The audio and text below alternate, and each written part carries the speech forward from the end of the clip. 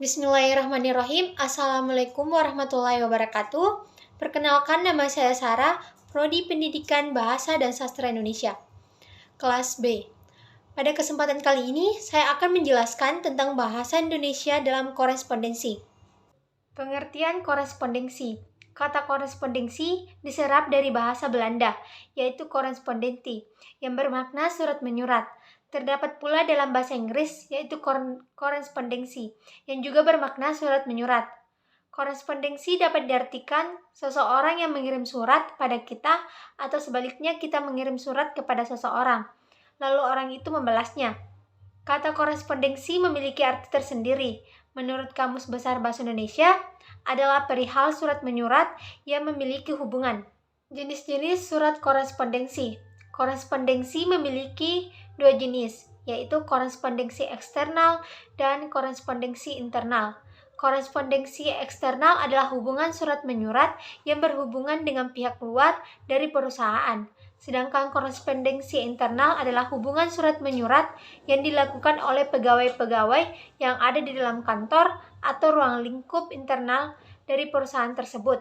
Unsur-unsur pembuatan surat korespondensi ada 4, yaitu yang pertama, pengiriman surat. Ini menjadi unsur penting karena surat harus mengetahui siapa pengirimnya untuk memudahkan dalam mengidentifikasi asal surat tersebut. Yang kedua, penerima surat. Unsur kedua ini juga menjadi unsur pokok, karena tidak mungkin surat dibuat tanpa mengetahui untuk siapa surat tersebut dibuat. Yang ketiga, isi pesan. Surat ini juga menjadi unsur pokok karena pesan tidak dapat disampaikan bila tidak memiliki isi pesan di dalamnya. Penerima pesan juga tidak dapat mengetahui maksud dan tujuan dari pengirim pesan tersebut. Yang keempat, saluran-saluran yang dimaksud adalah media penyalur atau penyampaian yang dijadikan sebagai proses pendistribusian dari surat tersebut. Syarat-syarat surat yang baik. Yang pertama, surat harus disusun dengan teknik penyusunan surat yang benar. Yang kedua, isi surat harus dinyatakan secara ringkas, jelas, dan eksplisit. Hal itu menguntungkan kedua belah pihak. Yang ketiga, bahasa yang digunakan adalah bahasa yang benar, ejaan dari kaidahnya, bahasa baku, dan bahasa yang efektif. Untuk itu, bahasa surat harusnya logis, wajar hemat, cermat, sopan, dan menarik. Sedapat mungkin dihindari pemakaiannya kata-kata asing yang sudah ada padanya dalam bahasa Indonesia. Juga harus dihindari gaya yang keasing-asingan atau yang kedaerahan-daerahan. Kegunaan surat. Yang pertama, menyampaikan informasi yang tidak mungkin disampaikan secara bersemuka. Yang kedua, mengirim berita yang tidak bergantung pada waktu, tenaga, dan biaya. Yang ketiga, alat bukti dalam suatu persingkataan. Yang keempat, menyimpan informasi dalam waktu yang lama. Yang kelima, memuaskan diri sendiri. Yang keenam, memungkinkan seseorang menafsirkan dengan matang apa yang dimaksud oleh penulis. Yang ketujuh, memberikan kesempatan kepada penerima surat menentukan reaksi yang diperlukan. Yang ke-8, memberikan kesempatan yang banyak pada penulis surat untuk memilih kata dan kalimat yang tepat, sehingga salah paham dapat dihindari.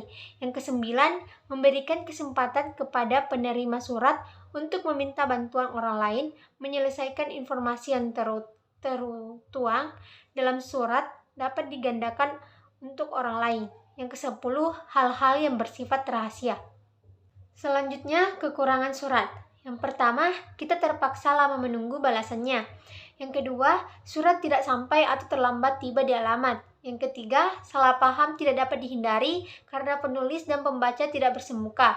Yang keempat, unsur suprasegmental dan tanda baca yang tidak lengkap menyebabkan isi surat sulit dipahami. Yang kelima, hanya sedikit yang dapat diungkapkan karena surat dibatasi oleh halaman.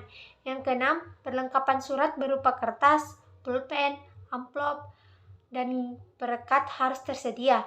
Yang ketujuh, membahayakan diri sendiri bila surat mengandung hal perselisihan. Yang kedelapan, harus ada yang membawa surat itu, harus menyediakan biaya pengirimnya. Yang ke-9, penguasaan terhadap bahasa harus memadai. Yang ke-10, kita harus pandai menulis dan membaca. Selanjutnya, sifat surat dinas. Yang pertama, memiliki identitas seperti kop surat, nomor surat, pokok surat, cap pengirim surat. Yang kedua, biasanya berisi instruksi kenaikan pangkat seseorang, permintaan laporan. Yang ketiga, dibiayai oleh negara, perusahaan, atau organisasi. Yang keempat, biasanya diagenda dan disimpan mengikuti sistem tertentu.